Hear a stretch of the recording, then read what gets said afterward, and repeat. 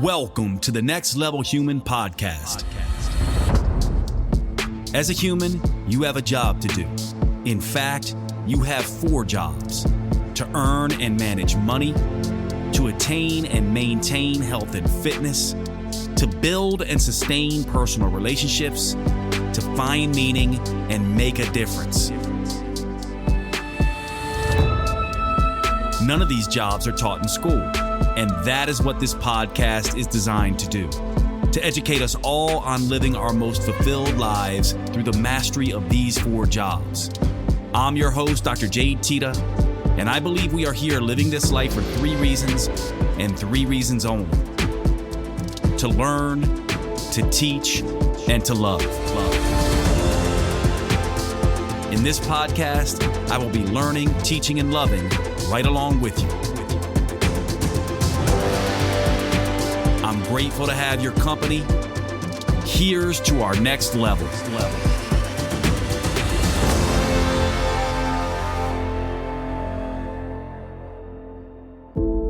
What's going on, everybody? It's Dr. Jade Teta here. It's the Next Level Human podcast. And my guest today is the functional nutritionist, Erin Holt. And we are going to be talking about functional medicine, the good and the bad and the ugly. Now, let me just cue up Erin. Erin and I, like a lot of us nowadays, we met on social media, just started following each other, and I just quickly started to love her content. She reached out to me and was like, hey, will you be on my podcast? And of course, I had been meaning to reach out to her, wanting her on this podcast. And so it was sort of this serendipitous sort of event. And so now we've done a podcast swap and become buds.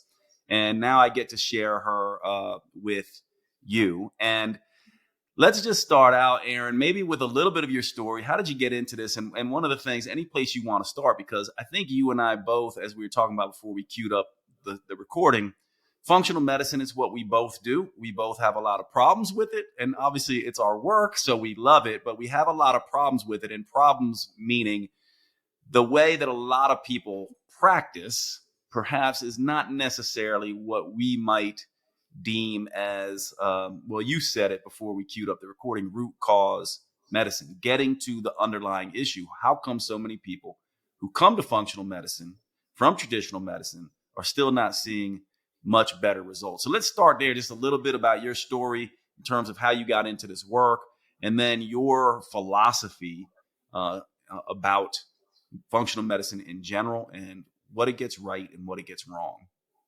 Yeah, so I'll kind of take it from the top a little bit, so folks who are not familiar with my background can get more familiar with the approach I take and why.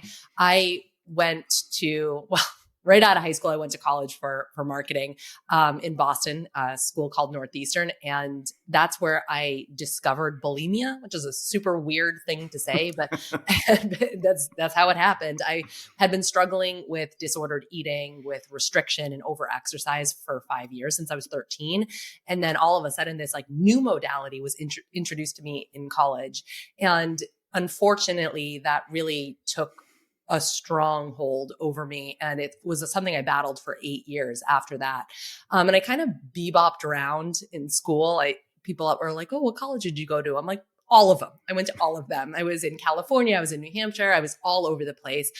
And eventually I realized, I was in my early 20s. I'm like, I got to get my shit together. I mean, I'm still struggling with this eating disorder. I recognize it's a massive problem, but I was telling myself a story that as soon as I fix myself, as soon as I get to my ideal weight, as soon as I can feel good in my own skin, then I can put these behaviors to bed once and for all. That was a story that I was telling myself over and over and over again. I could put away the self-hatred. I could put away the shame that comes part and parcel with disordered eating. And so I decided, I know what I can do. I'll fix myself. I'll go back to school for dietetics. And so I went to dietetics school to become a registered dietitian. And there's so much about that program that I absolutely loved. I loved the science. I loved the deep understanding of our bodies. But what I didn't love was I wasn't any better at the end of those 4 years. In fact, I was a lot worse with my eating disorder. So I didn't learn any tools to help myself. And I'm like, if I can't help me, how can I help others? And I had some issues with, at the time, that was back in 2010 when I graduated, it was called the American Dietetic Association. It's now called the Academy of Nutrition and Dietetics. But I had some issues with the fact that they, were sponsored by the American Beverage Association, which is like a lobbying group for like soda, essentially. And there wasn't really space to discuss that. It was kind of like, this is the way it is, therefore this is the way it is, which rubbed me the wrong way. And I just want to shout out, because there's a lot of people up in arms about the Washington Post article that came out a couple of weeks ago about how dietitians are being paid by like big beverage, essentially, to talk about this stuff. I'm like, I completely understand why people are upset about that, but that has like never not been the case with dietetics. Like it's always been sponsored. It's always collected funds from the beverage industry. And I just don't think people really understand that. So anyway, I decided that wasn't really the path for me. I remember talking to a advisor at the time, explaining like, this is what I want to do. Here's exactly how I want to help people. And she told me that career doesn't exist. So that's when I realized, oh, okay, I guess I have to like figure this out and build it myself. Now, at the time I was in dietetic school, I was also simultaneously in school for energy medicine, intuitive medicine, clairvoyance, which is like the ability to see energy clearly. So I had sort of like an interesting education. It was very different. And I decided to lean more into that. So I went to school to be certified for a health coach after I graduated.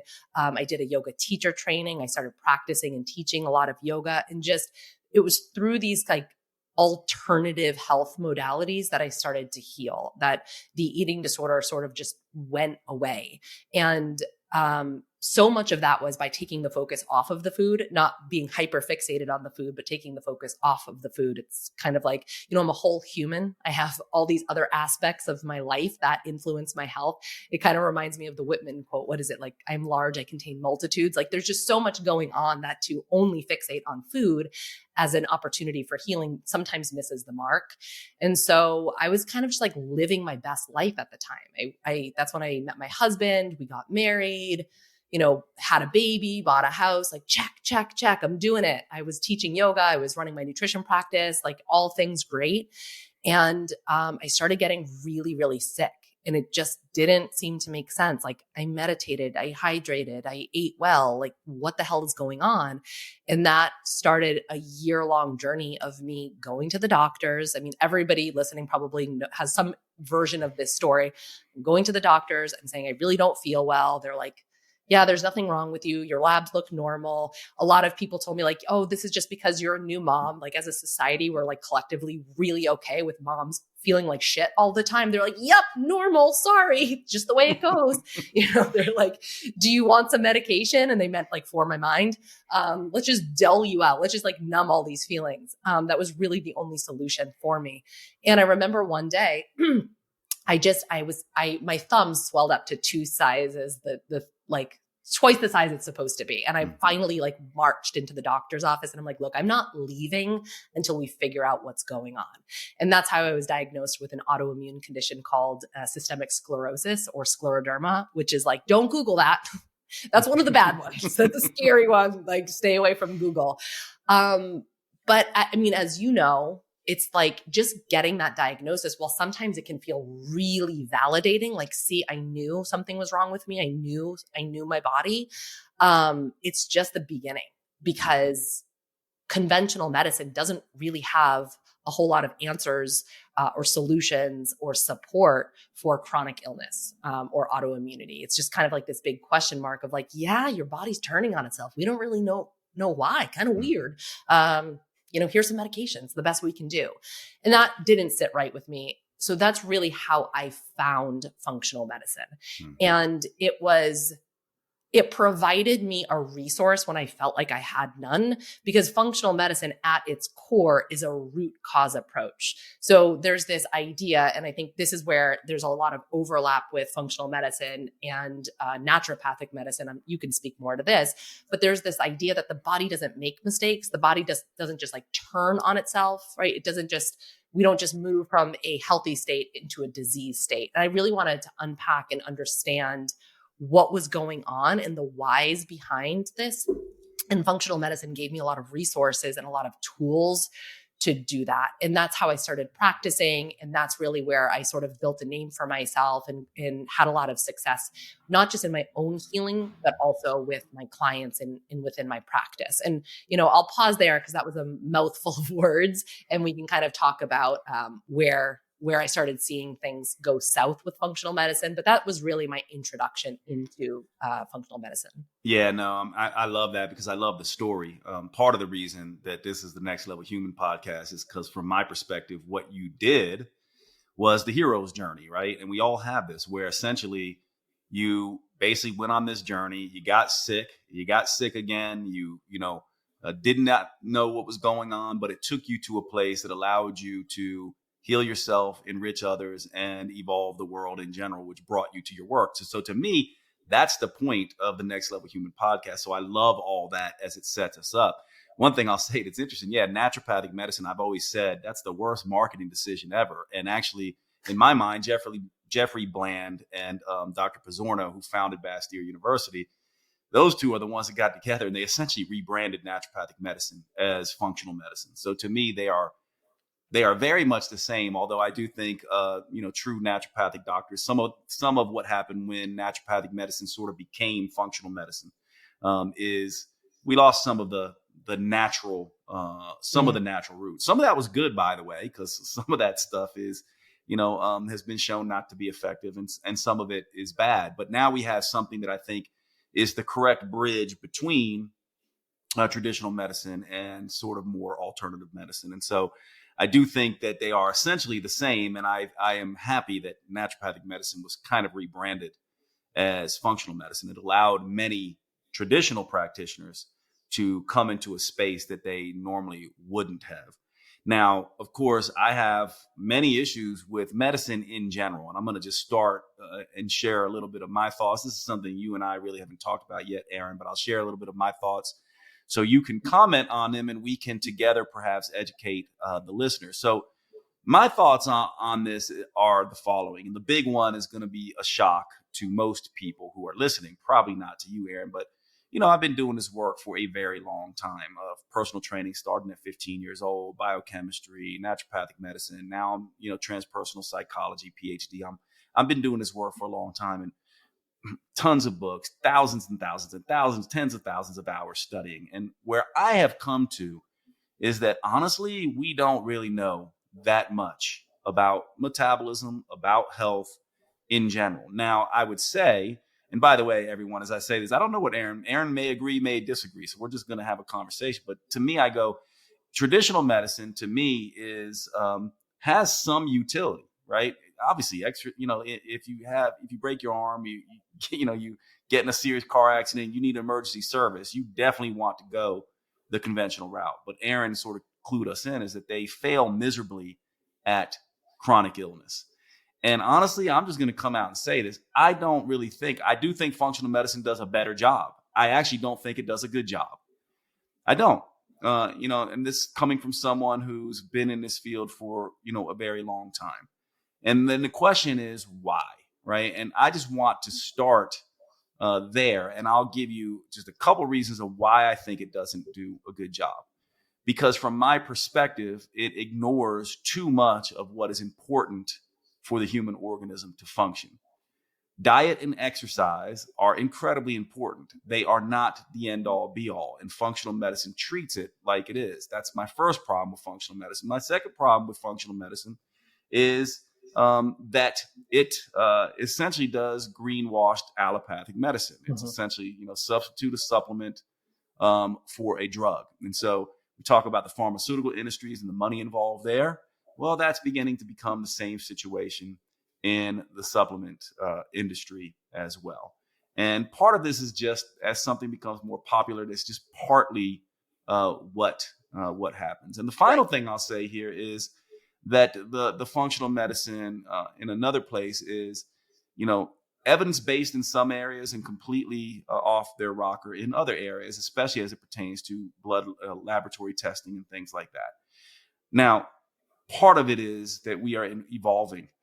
Traditional medicine and functional medicine are both evolving. I far and away, obviously, would choose functional medicine over traditional medicine for chronic disease. I just still think we're missing something. And I want to pose that to you and say, is this something that you're shocked to hear from me? Do you agree? Do you disagree? And if you agree or disagree, how would you correct this, or what would be your thoughts, as far as this goes? I mean, I think I know this from your body of work that I've been exposed to over the past probably like 6, 7, 8 years, but also through our conversation on my podcast. And like, we are so in lockstep with the way that we see things.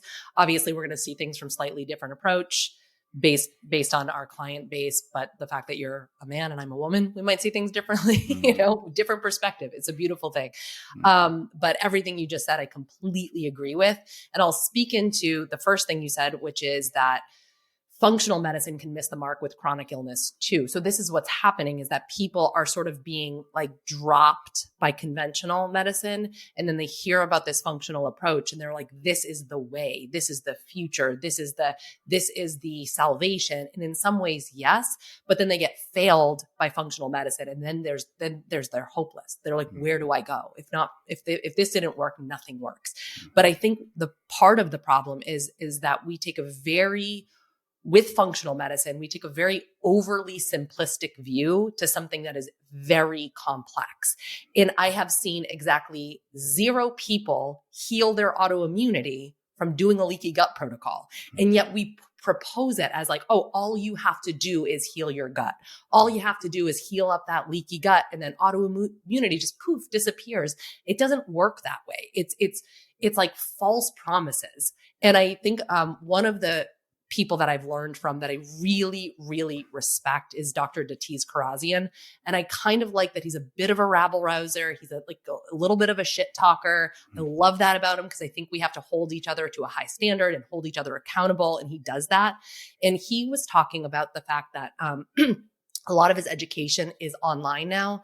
And so he's able to track how much of, how do I say this? Like, if you run an online program, you can see behind the scenes, like what people are watching and like where they come in and how long they're watching the modules and that sort of thing.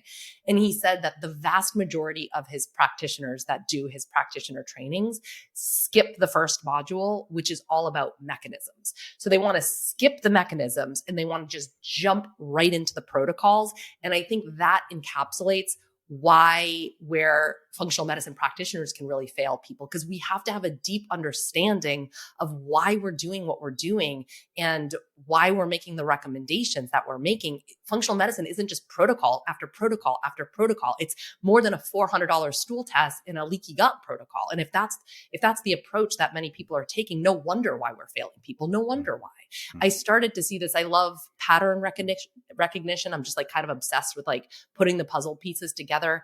And a few years ago, I started to notice that the people coming to my practice were people who had already worked with other functional providers. And I'm like, well, this is weird. Because when I first started, nobody knew what functional nutrition was. I started my podcast, the Functional Nutrition Podcast, and somebody was like, you probably shouldn't call it that because nobody knows what functional nutrition is. This was 6 years ago. So that's how much times have changed, right?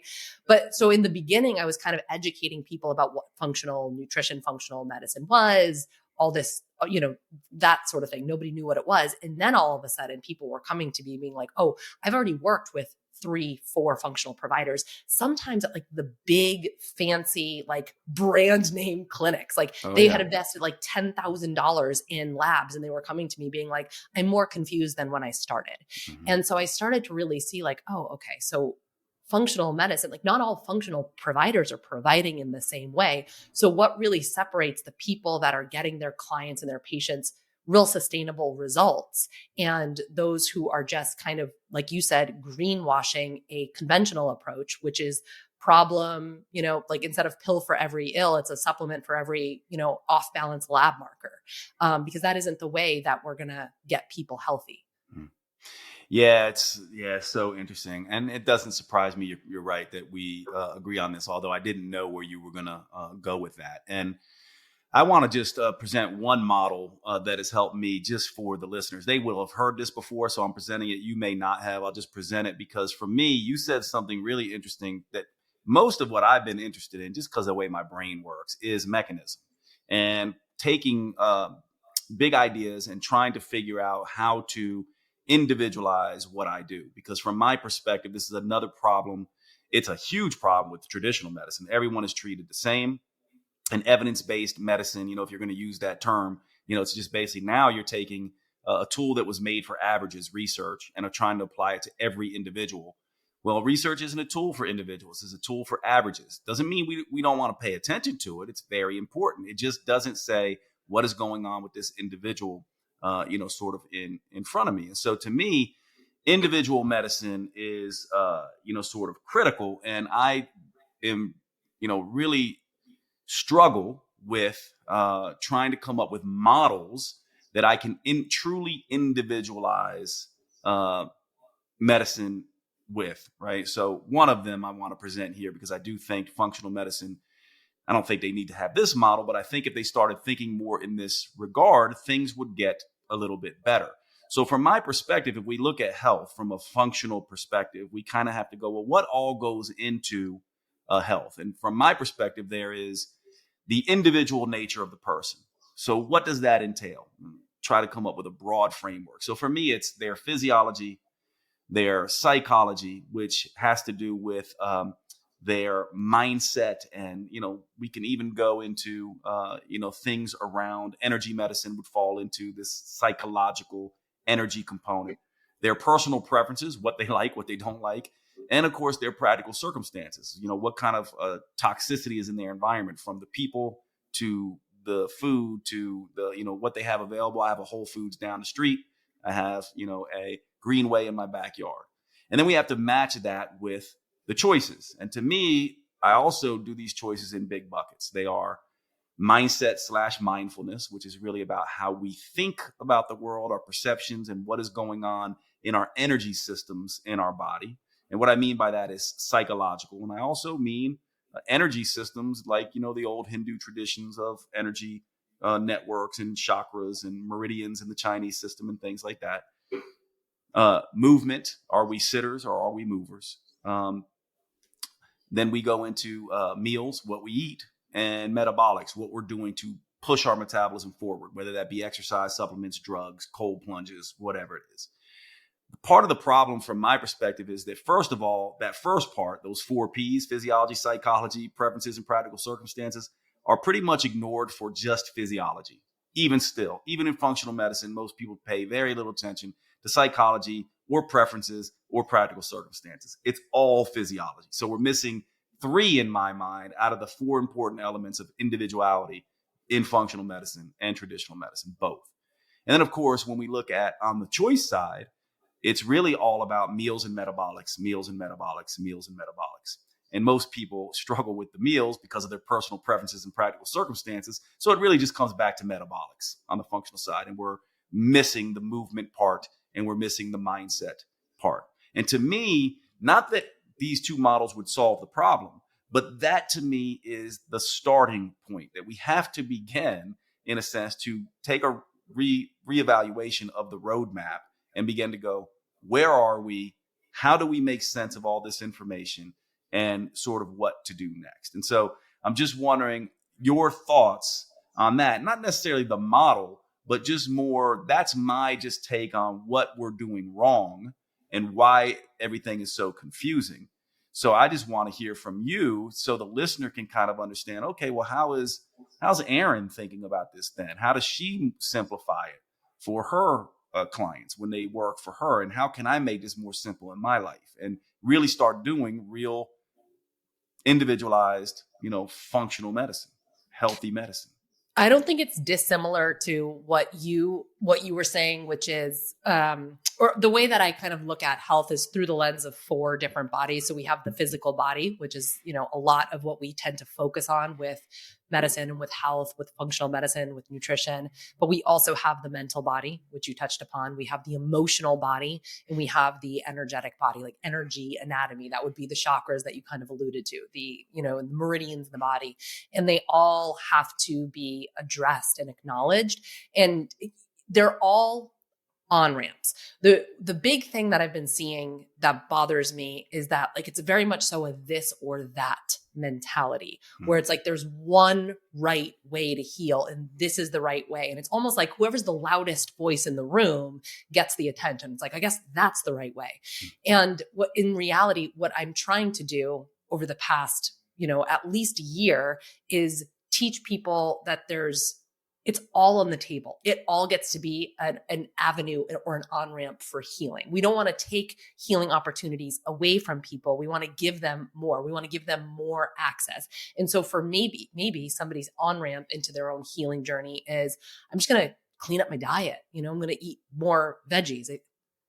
Depending on who I'm talking to, veggies are still safe territory. Yeah. But I'm going to eat more broccoli, or I'm going to drink more water. I'm going to move my body more.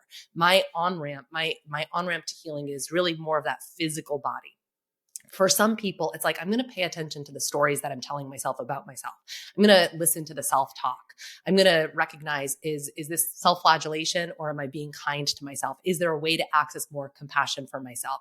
And for some people, it's energy healing. Like they go see an energy healer or they practice a meditation. You and I were talking about Joe Dispenza beforehand. They practice a meditation style that's really more focused on the energy body. It all gets to work.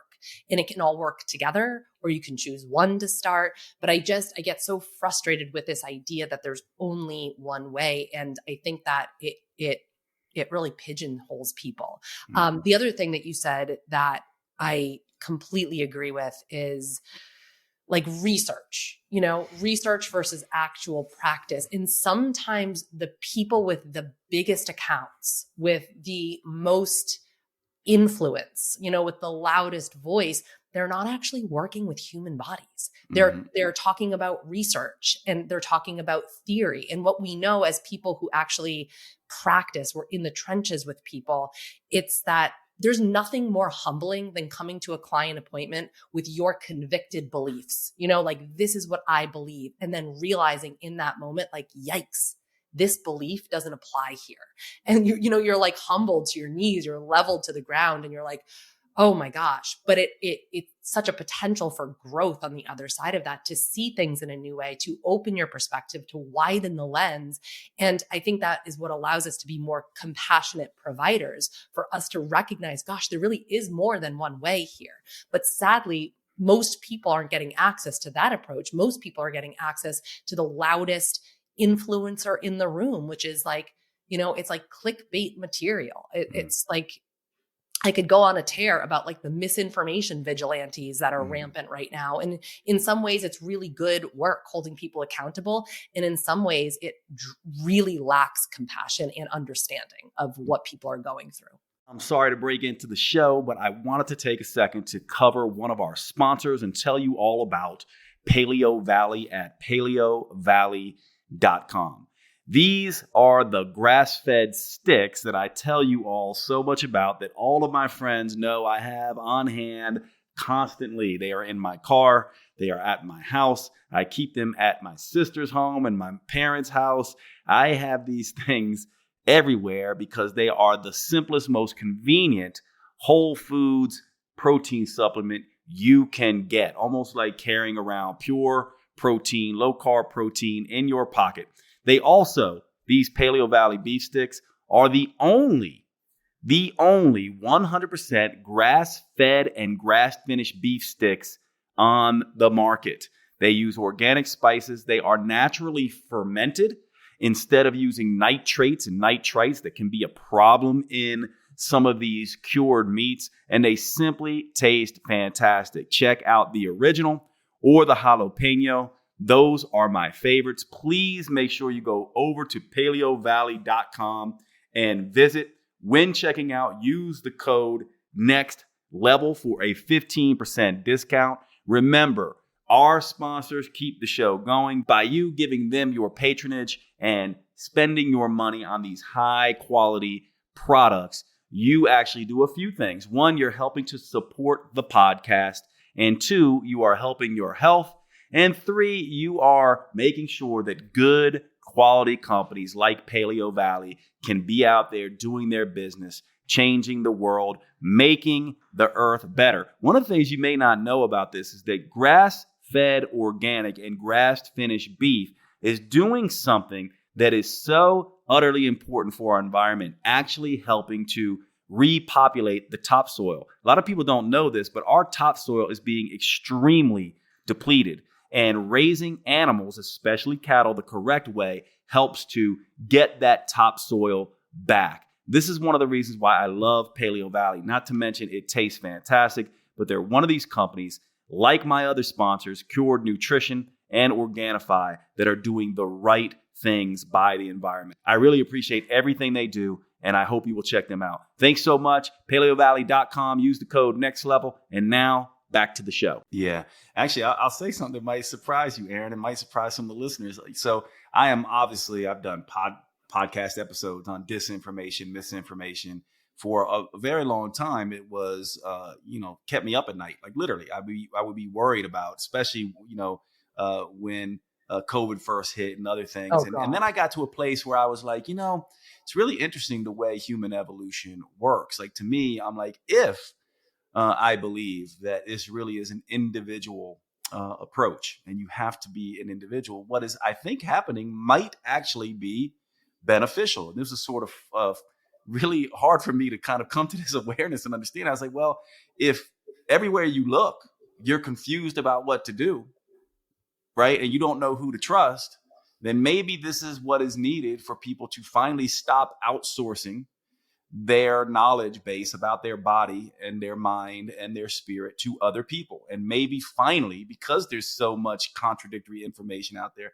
they will finally start to do what I think we all should have been doing all along, which is to be on our own journey of health. One of the things that I will say, I agree with you. Like, I've had very few. A lot of people, they say, Jade, surely you don't mean that. But I'll tell everyone. I've said this on the podcast before. I've had very few success stories in my career over 30 years of doing this. Very few. And people go, why would you even say that, Jade? I say that because this is the nature of the business I'm in. I oftentimes get asked with people, they're like, what do you do for a living? I'm like, well, I do metabolism work mainly for most of my career, physical transformation.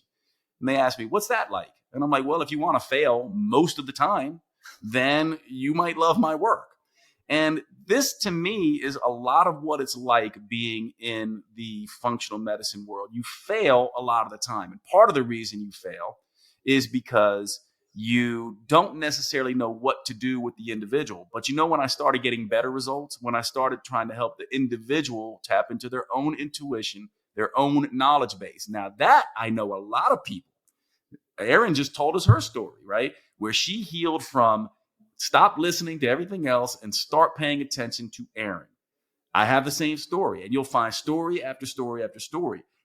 That is part of the reason I have changed tactics in the second half of my career, or I should say the last quarter of my career, and actually going in a whole new direction, is because to me, I'm interested now in the psychology of what allows people to go on their own healer's journey, which would be the version of the hero's journey or heroine journey. Let's just call it the healer's journey.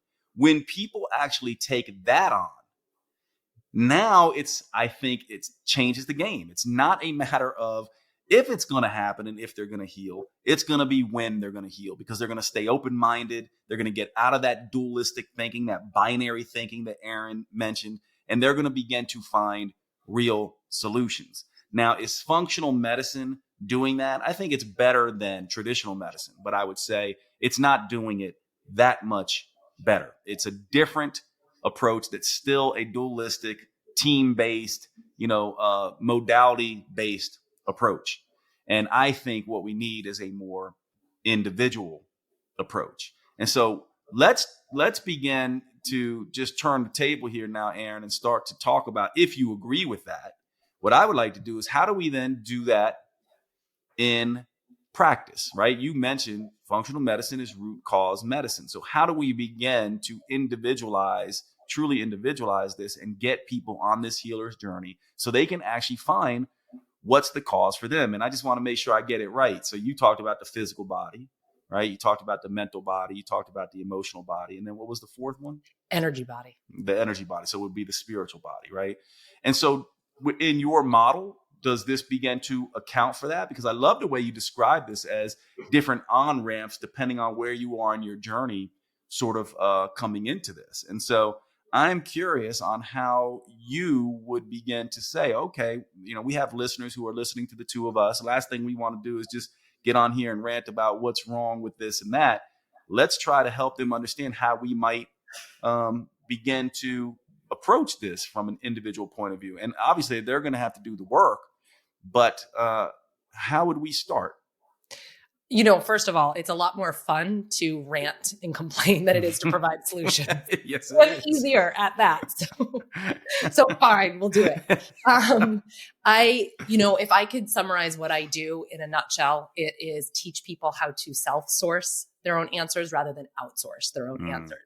And it's kind of, you said it's like a team, but it's almost like co-pilots, where something that rubs me the wrong way is when I hear practitioners say, oh, I healed this person. It's like, no, you didn't, because you don't have the capacity to heal somebody else, but you can show people and you can guide people to their own healing. And I think that's what we do. And we have to remember that really is our role as practitioner.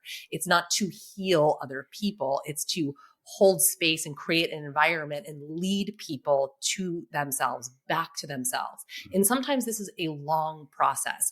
So I've talked about intuition, for 15 years now, because it's something that it's a guidepost in my own life, is my own intuition. And so we can hear all this information. By the way, I do really love that approach, or that kind of perspective of all these voices. It is a way to guide people back to themselves, but we need to have some level of discernment or some tools to hone our own intuition. We all have this capability. We all have an inner knowing, but it's been blocked so many times over. And I will say, and maybe this isn't true, but I will speak, on behalf of my cohort, especially true for women. Because it's not, I don't want to just list out here's 3 simple steps to following your own intuition, but we need to unpack, why is it so hard? I remember a Janine Roth quote. She said, telling people to trust themselves is like throwing themselves to the wolves, because we have been taught since day one to not trust ourselves, to not trust our body, that our own innate urges and cravings are wrong, that our bodies are kind of gross, a little bit embarrassing, something to be hidden, something to be tucked away. When we do say hey, I've got this big thing coming up, maybe it's an emotion, we're told to be good little girls, don't cry. When we go to our doctor saying, hey, something's wrong, they say, no, it's not. You can't possibly know this. I remember years ago, I went to a gastroenterologist, and I was like, I really think I've got SIBO going on here. And sure enough, I had a positive SIBO test. And at the time, this was 8 years ago, low FODMAP diet wasn't a big thing. It certainly wasn't what it is now. And I remember saying to her, what about a low FODMAP diet? Is that something I should consider? And she literally laughed at me and she said, how do you know about that? So there's this idea that we can't possibly know. We can't possibly have the tools to our own healing. And so there's so many ways that we learn to divorce ourselves from our bodies and from our own intuition. So much of this is practicing bringing that back online. It's not as simple to say, oh, you just got to trust yourself. You just got to listen to your own needs. You just got to do what feels right. If you have 20, 30, 40, 50 years of practicing not listening to yourself, it's going to be a struggle. And so I honestly think that this is so much of the work that I do to individualize the medicine, is to continue to lead people and guide people back to themselves. So here's a real world, tangible way that I can do this, just like an idea or example off the top of my head. I had a client who was dealing with a lot of GI issues, and she was really convinced that she was reacting to foods. Now, I don't know your stance on food sensitivity testing. Not a huge fan myself, but it's a tool. Not a huge fan. Yeah. It's a tool that we can leverage, and we can sometimes leverage it in a way that helps people. Very rarely do I use them, but sometimes, like this situation, I did. And she kept saying to me, eggs, gluten, and dairy. She's like, I think those things are really causing me trouble. Now, what I could have said is it's a waste of money to, spend the money on food sensitivity testing. You know yourself, just trust yourself. Just trust yourself and don't eat those foods. But she actually needed the data. So we ran the test, and guess what? She was reactive to eggs, to gluten, and to dairy. And so I use this as an opportunity to be like, hey, you knew this about you. you knew this about your body. And it was a way to really anchor herself into self-trust. Like, gosh, yeah, I do. And she came back around like 3 years later to be like, that was one of the most pivotal moments in my own healing journey, was learning how to trust myself. And so I kind of sometimes speak ill about functional labs, even though I do leverage them in our practice. But I think that they're a tool and we have to use them appropriately. And we have to recognize that there's a human being sitting behind the data. And so sometimes this data can be helpful, but not if we're just treating the data. We have to connect the data to the beating heart, to the human suffering that is behind the lab data. And if we can do this, this is an art. This is this is a real skill set. But if we can do that, I think that's what makes us like real, like kind of root cause providers. I don't know if that answers the question. But. Yeah, it does. It does. It's beautiful. And I'll offer some take, and we could just kind of keep going on this for a little while. So part of my take for everyone is that one of the first things you need to understand, I believe, is to understand not how to read all the medical text, but how to read your own body. So part of my body of work has been the metabolism is speaking to you. It uses biofeedback. We all know what this is like. You have a headache, that's biofeedback. You have joint pain, that's biofeedback. All of you who listen to this podcast have heard me talk about sleep, hunger, mood, energy, and craving, schmeck, that silly word that is biofeedback for the body. So in Erin's model, that would be learning how to speak the language of your physical body. So that now just based on that, even if you had no other data, none of these fancy tests and nothing else, you could go, well, how does my body feel when I'm doing X, Y, or Z? And how does my body feel when I'm doing A, B, and C? That alone is a experiment of one. Now, how could we extend this into some of the other areas where we're talking about mental, emotional, energetic, spiritual? Well, guess what? Our body also speaks to us in the form of emotions. I have another acronym that many of you may not have heard because this is from my other work, but the acronym goes by AFRAID. So if you're stuck in anger, frustration, resistance, anxiety, insecurity, and depression, right? If you're stuck in these emotions, remember, emotions are meant to be felt, not lived. When you get stuck in these emotions and you're stuck in these things, these might help you understand that the body is communicating to you about some stuck trial, some stuck tribulation, some stuck trauma, some stuck pattern or obstacle in your life that you're not addressing. And this would be a way that your body's speaking to you emotionally. In the mental body, right? Your thoughts, your repeated thoughts, those thoughts that you unconsciously think that then trigger emotions. Those also are things that are clues for you. Synchronicities and serendipities versus recurrent patterns and repeated obstacles and those kinds of things. Those can tell you a little bit about what you're doing on your spiritual path, your purpose path, your energetic self, and is it moving in the right direction? And so there are many ways. I just covered a few here, just taking off of Erin's model, just different elements that you can use to think about the physical body, the mental body, the emotional body, the energetic / spiritual body, and the way that these bodies are speaking to you constantly. And then from there, like a detective, you can begin to say, what about this thought? What about this emotion? What about this recurrent pattern? What about these signs and symptoms are pointing me towards something that I am doing and or not seeing and or not addressing that are keeping me from my health? This, to me, is how you begin to individualize the process. And yes, there's lots of tools, books and podcasts and all of these things that you can avail yourself of. But if you get stuck in those tools, you never actually see the language of the full metabolism speaking to you, and therefore you remain lost. And so this is the way that I would begin to handle something like this as a beginning. Now, to begin to wrap up this conversation, Erin, why don't we just go through briefly? So with functional medicine, right, we have tools, we have fancy labs, we have different things that we can use. What would be some of the modalities that you think in all these different avenues of the physical body, the mental body, the emotional body, the energetic body, that people could begin to experiment with and use that go beyond just this latest supplement and this latest diet fad or, metabolic conditioning, et cetera? What are some of the tools that we can use to begin to address some of the things that might be going wrong. And would you even agree with what I said? And is that something that you want to add anything to? Yeah, that tracks and that lands. And I think for the sake of simplicity, like let's use a really simple, free, accessible tool, your body. We'll just make it really, really bare bones, because I love what one of my sheroes, the late Candace Pert, she says the body is the subconscious mind. So sometimes we can access, the subconscious mind speaks to us via the body. It plays out through the landscape of our body. So it's a ticket in.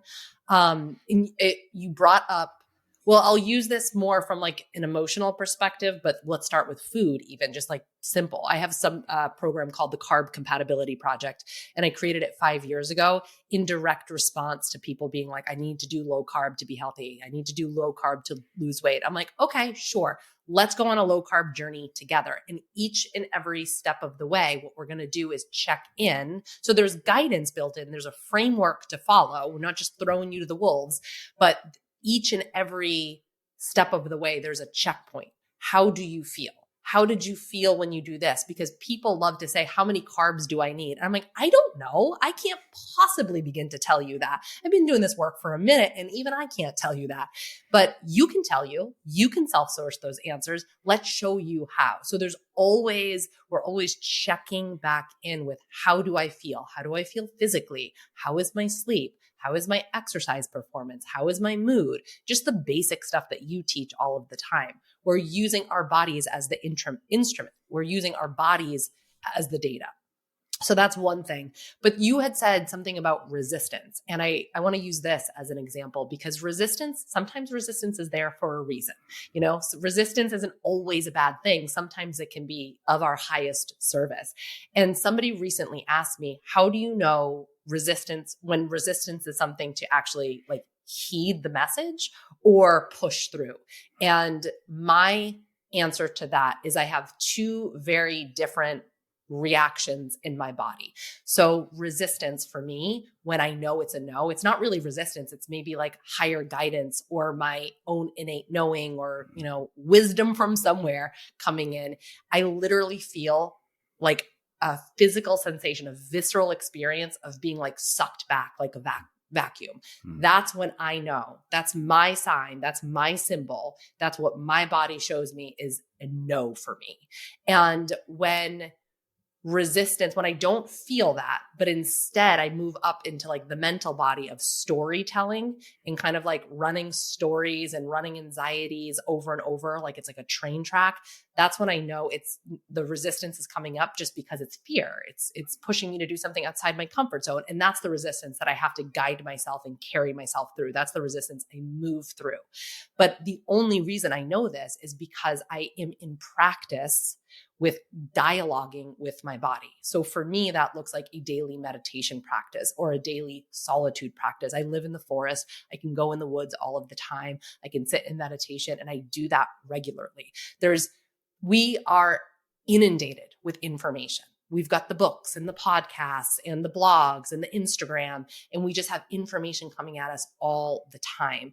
And people genuinely believe, if I could just get more information, then I can fix myself, then I can heal. What most people actually have to do to make progress is to integrate the information that they're learning, is to take the time and the space to embody what they're learning, to run it through your physical body, to practice these things. And this is something I take so seriously, is creating space to dialogue, to learn the language of my body, to listen to it, and then to actually take action steps based on that internal guidance system. If my body is telling me to do something, I do it. And that's how I create change. That's where the transformation comes from. And so simple practices of, one, creating the space to be in dialogue, to be in communication with your body, to learn the language of your body. And this might take time, and that's okay. And then to even just ask yourself, like, show me a yes. What does a yes feel like in my body? I'm very kinesthetic, so I get a lot of feelings. But for you, it might be visual or it might be auditory. What does a yes look like?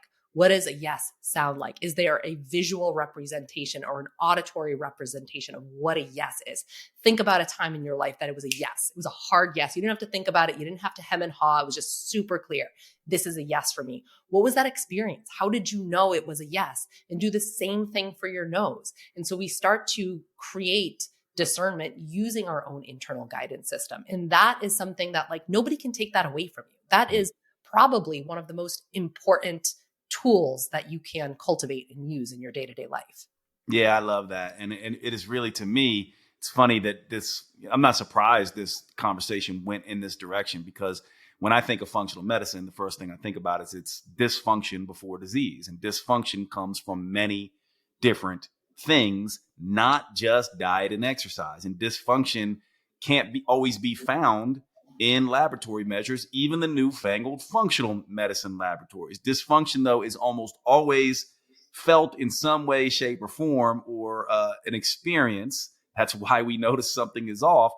To use Erin's model, the physical body, the emotional body, the mental body, the energetic body, that is functional medicine. When you first start feeling dysfunction, there's an imbalance before it becomes dysfunction, before it becomes dis-ease. Right. And so from my perspective, it's a beautiful way to describe functional medicine, because how do we know to go looking anyway?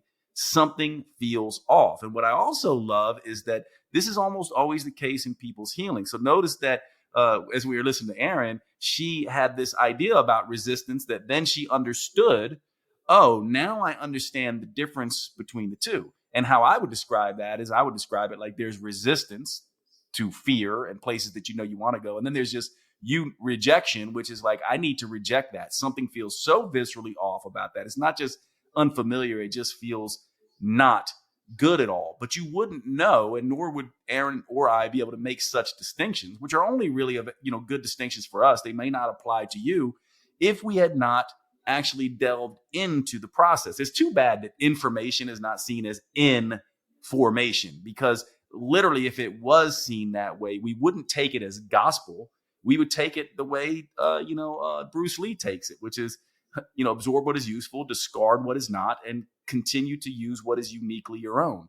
That to me is what information means. I'm in formation in terms of how my body is evolving and how my brain and my spirit and my emotions are evolving. So from that perspective, I think this is exactly what functional medicine should be, and what many of you are perhaps struggling with. And here's the interesting thing about this, Erin, like, you and I will probably admit to this, like, people listening to this is not a convenient conversation, right? Like, it's not like something where they're going to be, oh, great. Thanks, Erin, Jade, for setting me straight. That's a lot of work. And I'll answer, then I want you to answer. But I just go, okay, well, keep doing what you're doing, because that is a ton of work and you're not getting any better. So what would you rather do? Spend the next 12 years doing this while you're getting worse, or spend like legitimately 1 to 3 years? It's not even probably going to take that long, for certain things, maybe if you're in, a pretty big illness. But yes, that's about what it takes, what I've seen clinically. And I want to see what your answer is. It can take as fast as 3 months for very few people, depending on the condition. And it takes up to 3 years for some of the big things like Crohn's disease and some of these things going into remission that I've seen in my career. But if you do it the old way, nothing's going to happen. And it's just as much work, in my opinion. What do you say to that? Yeah, it's a lot of work to feel like shit all the time. It's like, that's not a good time. It's not a good hang. So I would choose like the hard work of healing over the hard work of being unwell anytime. I've done both, and I can tell you there's one that's a better option. It's funny because when the reason that I started my podcast was so I could deliver long form content, because people are like, just tell me the 3 foods I need to eat to heal RA. I'm like, so I need like 4.5 hours to talk about why that's not a great question. Yeah. But people are like, that's not going to land with people. People need the quick and dirty. And I'm like, I see people bigger and better than that. I hold people to a high standard, and I've built a very, very successful, regenerative, sustainable business that touches the lives of thousands each week. So I actually reject that people need the easy button. Some people might be looking for that. I completely understand why, but some people are here. They're here in this lifetime to like do the real healing journey. And I joke that like so much of what I do is getting to the root of the root of the root of the root. And that might be a lifelong process. Like I'm still working on it. My physical health is great. I feel awesome, but I'm still every day, like I'm like stepping up to the plate to be like, okay, what's the lesson today? It's student consciousness. I'm forever a student. That is, I think, like the beauty of this lifetime is to be able to learn the deep lessons. And so is it convenient? No, we're not choosing the twig in a stream path, but is it worthwhile? Like, hell yeah. And you will learn so much. Like that's the beauty of illness sometimes, is it creates this opportunity to learn so much about yourself, to learn so much about how you perceive yourself and how you perceive the world and your place in it. And it gives you an opportunity to change that. Like that is real root cause resolution, is getting like deep into the bones of who you are and why you're like this, and to have an opportunity to change and rearrange that. To me, that's so exciting and beautiful.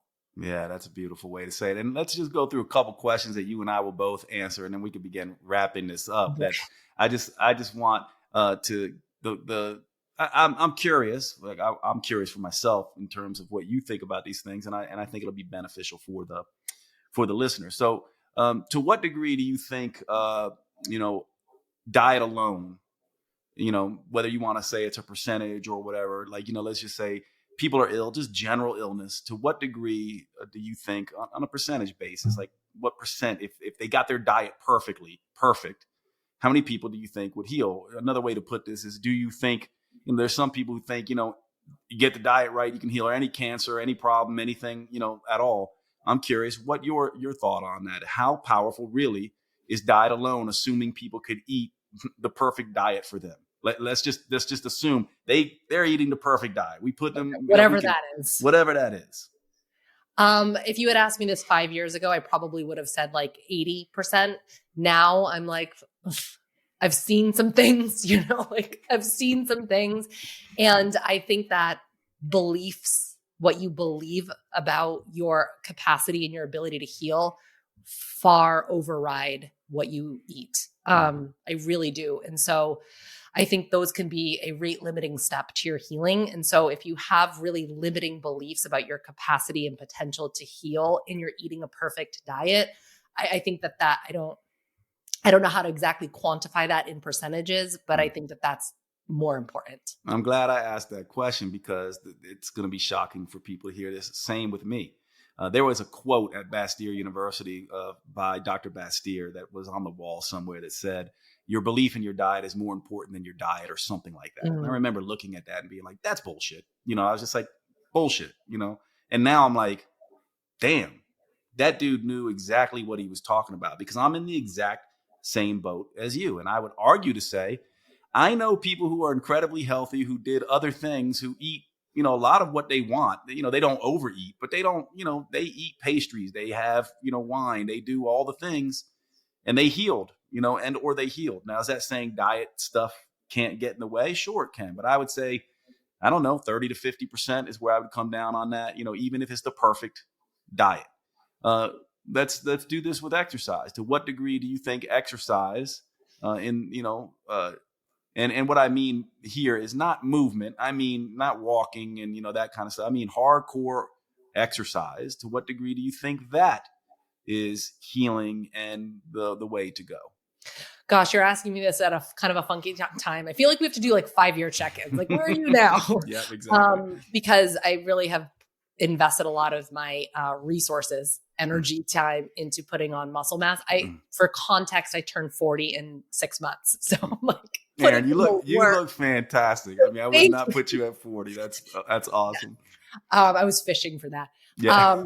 So I walk all the time. So movement is like paramount, but I've also been investing my time into strength training. And I will say that I feel stronger and more capable and more resilient than I've ever felt in my entire life. So right now I'm putting it kind of like high up there, to be honest with you. Like walking and strength training are just like, I don't know, they're my medicine. So for me personally, high, but I think that our bodies are designed to move. And so if, sedentary lifestyle will negatively impact your health, kind of like period. Yeah. Yeah. And I'm much lower than you, but higher than diet, because I just think the movement is more key. And let's do a couple fast ones. How about how about time in nature? Like, how important do you think that is? Time outside, time getting bright lights in your eyes, that kind of thing. I mean, more or less important than diet and exercise, equally important. What do you think? I think that our bodies are ancient. Our minds, the stories that we make up in our minds, less so, right? So the way that we see health is dramatically different than it was 50 years ago, 100 years ago, 150 years ago. But our bodies haven't changed. Our bodies are ancient, and they hold ancient wisdom. I wish we had as much reverence and respect for that. Unfortunately, we just live in a culture that is like, we need to see the science to like really prove this. But fortunately, so much of the current research and data really supports our need for that outside stimulus through natural light, through, nature exposure. I would put that like right at the top of the ant pile. And this is where, in terms of like individualized medicine, this is when we have to think about circumstance and opportunities and what we have actual access to. I'm very fortunate. We've made the choice to live in the forest, so we could have good exposure to that. Not everybody has as much access to these things. So that we kind of have to keep that in mind too. Yeah, I'm with you. I would say it's pretty important, right up there, maybe a little higher for me than exercise. And luckily for us, some of this research suggests that even, getting a big screen TV and going on YouTube and searching beautiful forest sounds and listening to that can have benefits of being outdoors. And couple more questions, two more questions, and then we'll end this. How about mindset and beliefs, and how powerful? 100%. Okay. So for you, yeah. It's a hundo for me. Yeah. It's that important. Yeah. And I think I would agree. I think, let's just take the blue zone research. People just go, oh, it's because they eat a particular way, or, oh, it's because they're outdoors, or, oh, it's because, and I'm just like, it's because they have community and connection and purpose, and they have a place in their society.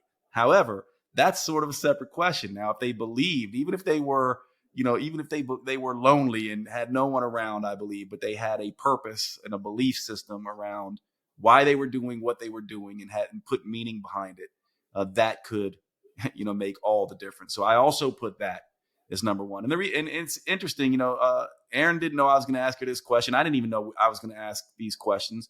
But for two people that between the two of us, we probably got close to 50 years of clinical experience, it's interesting that we dovetail so powerfully on this. And my final question is, and you may have already answered it, but what is the most important from your perspective, taking into account you personally and all your clinical experience? What is the biggest thing that makes the biggest difference in people, getting through their healer's journey? I think it's belief in oneself. Your boy, Brandon, the holistic savage. Yeah. He said something on your podcast, I don't know, sometime this year. And I was like, hot damn. He said, victim mentality is arguably like the biggest root cause that we have. And I could not believe more. And I sometimes grapple with like the use of the word victim. I think victim consciousness is a really good way to phrase it. But if we feel that things are happening to us and we have no agency over our experience, that really sets us up for a lot of pain and a lot of struggle. And again, not the convenient option to choose. It's like, which pill? But taking agency and believing that we can take agency and believing that we have the power to heal and our bodies can heal is I think the most important thing. And my answer to this question may be depressing to many people. I know. I'm just going to come out and say it. And I believe this. Like, bottom line is, doesn't matter what we do, in my opinion, you can eat all the right things. You can exercise all the right way. You can go get sun in your eyes. You can hang out in the woods. You can believe what you want, but you are going to get sick and you are going to die. We know that, 100%. There's never been a human who's lived forever. We're going to die. We're going to get sick at some point. So to me, I go, if that is the case, then what is the number one thing that we can do as humans so that when that time comes, we can look back and feel like we lived a life worth living, to be proud, to have fulfillment. And to me, that means to take our lessons and our hardships and turn them into good, to grow ourselves while we have the time, to enrich others, and to evolve the world and make it better in only the way that we can. Because ultimately, no matter what we do, we're not going to heal our way out of the predicament that we are in. We are going to age, we're going to die, we're going to get sick. So to me, how are we going to make it matter? And to me, this goes right to, Viktor Frankl, one of my favorites, which man's search for meaning, and this idea that if you make your life mean something and you find a deep convicted purpose, you can bear anything, absolutely anything, including healing yourself for the time being and getting yourself back vibrant so you can do the work. But also when that time comes, when you do have to pass, that that it makes a difference for you. And to me, that is really the strongest thing that we can have as humans. So final wrap up for you, Erin. Tell us where, any final thoughts you want to just leave us with, and then tell everyone where they can find you and work with you. Final thought is, I just heard this quote this week, and it's kind of plays on to what you just said, which is suffering ends when meaning begins. And I think that's really beautiful. And I think that's the way that I like to live my life. Where you can find me, podcast and Instagram are the two places that I hang out the most. I am the Functional Nutritionist, functional spelled with a K, and same deal for the podcast, the Functional Nutrition Podcast. So would love to see you over there. Yeah, Erin is an excellent educator. She's also super fun and makes things. She's something that I wish I was. I'm a good educator, but I'm not as nearly as entertaining as Erin. So, she has that great entertainment factor and education factor. So you'll really enjoy learning from her. And I was honored to be on her podcast as well. So check her out at the Functional Nutritionist. Right. Thank you so much. Yeah, Erin, such a pleasure. Hang on real quick. I'm just going to shut down and make sure this all loaded up. But for all of you, I hope you enjoyed this discussion with Erin, and we'll see you at the next show. You have been listening to the Next Level Human podcast with Dr. Jade Teta. If you enjoyed this episode, please make sure you subscribe and consider leaving a review. You make the biggest difference when you pass on your lessons and inspire others. That's why reviews like this are so powerful. Your words may be the only ones that resonate for someone else. Please remember the information in this podcast is for educational purposes only. Always consult your personal physician or therapist before making any lifestyle changes. And finally, thank you for who you are in the world and the difference you make.